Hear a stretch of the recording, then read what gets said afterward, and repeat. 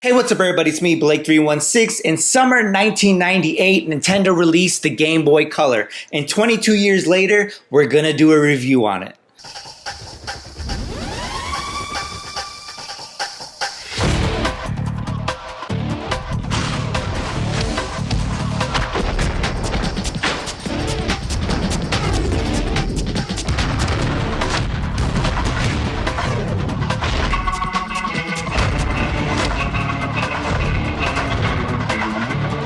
America the beautiful Game Boy Color. Get into it.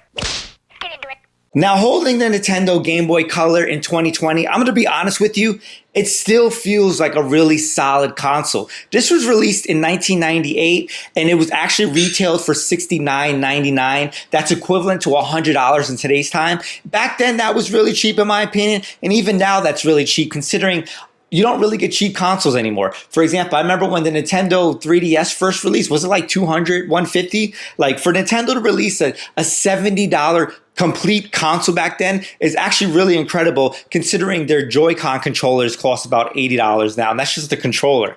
But like I said, feeling it in my hands, it still feels like a really solid console. The Game Boy Color, if you're not familiar, is an upgraded version of the original Game Boy. Only difference is it had some colors in the games. Now looking at the size, it's a pretty decent size, little portable. My hands are pretty big, but I would compare the Game Boy Color to the same size of an iPhone 11. Now if you look at the buttons, it has two main buttons, A, B. The D-pad, in my opinion, which feels really good. This is on par with like the NES D-pad, the Super NES D-pad. This D-pad is really that good. Start and select. There's no trigger buttons. Those weren't out yet unless on the Super Nintendo. No back buttons, but it's a really good size console. Feels really good. And look at this awesome throwback of the 90s. It has the questions and repair of the Nintendo hotline. I remember using that one day back in the day for my Nintendo 64. Too bad this hotline doesn't exist anymore. There'd probably be a ton of like YouTube troll videos calling it.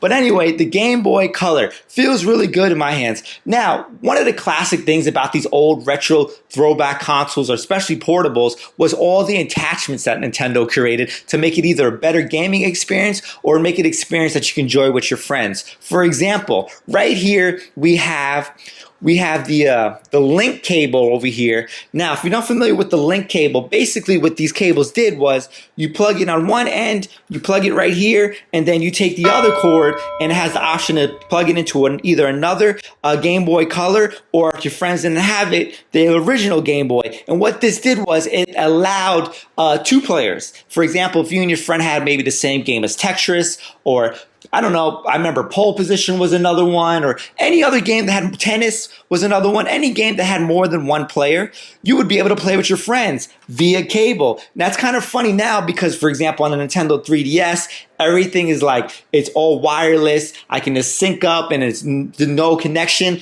Back in the day, if we had a social distance, you definitely couldn't play this with your friends because, as you can see, this cord is not 6 feet long. But that's just one of the enhancements that they definitely made over the years. Back then, we had to use these cables to play with your friends. Now these are gone and everything is wireless. But that's one of the funny things that was done back in the day. Another thing, Game Boy, one of the downfalls with the Game Boy was always the screen. For example, if you wanted to go outside on a nice sunny day and enjoy your Game Boy, good luck. You better find some shade because the screens were never backlit. Now there's tons of modders, there's tons of companies who make improved Game Boys and improved Game Boy Colors where they have backlit screens where the screens and colors are very vibrant. You can play it in the dark, you can play it outside. Back then, you couldn't do that with this. And half the times, you couldn't play it out in the sun, and guess what? You couldn't play it in the dark either, even though that was colored. There was no light. So what they'd also released for you guys was these lights. I had this light, as you can see, back in the day, I even had the swag. My light matched my Game Boy. But what happened is, you would plug it in that same port where you would plug in your link cable, and then you would turn on the Game Boy, and as you see, it would be a little light. And with this type of light, you can kind of adjust it and stuff, which is pretty cool. But yeah, you would go around. Sometimes you would see people, they would have a headphone jack right here. They would have a light right here. They would have a magnifier on top to make the screen bigger. Sometimes these small little portable things weren't so portable anymore, and they went from fitting into your back pocket where you needed a whole travel case or a book bag to keep them in. Now, let's look at some of the games. Now, disappointing for me personally, I realized that my Game Boy Color, as you've seen, still works, but my speaker died, which is really disappointing because Nintendo makes really good products. And for this being a 22-year-old product, my screen still works.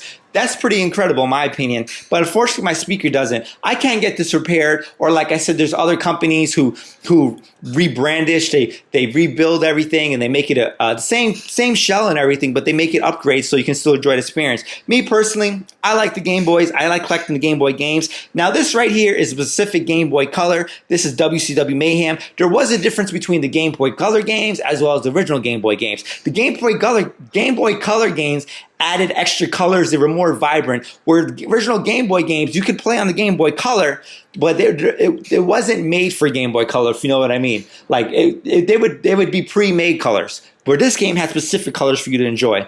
But let me put it in.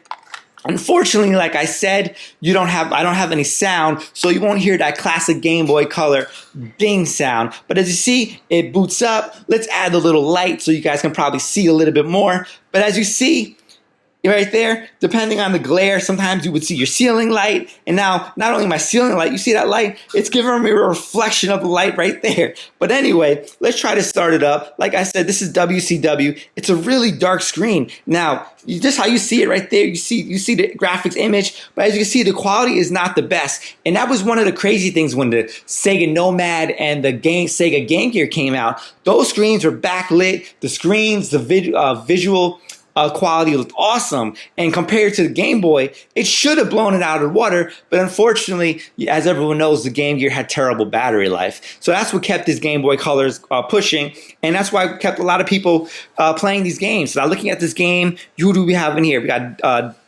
Diamond Dallas Page, we got Bret Hart, Goldberg, for all my throwback wrestling fans, Stings, Hollywood Hogan, Buff Bagwell, Ric Flair, Bam Bam Bigelow, who is that? I can't even tell.